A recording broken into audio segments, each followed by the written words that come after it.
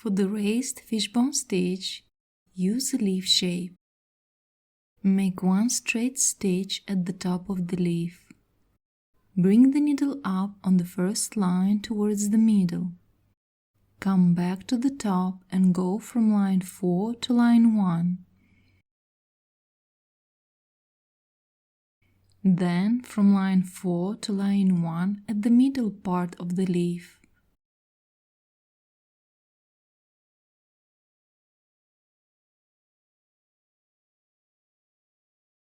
Alternate the steps from top to the middle part and continue following the shape.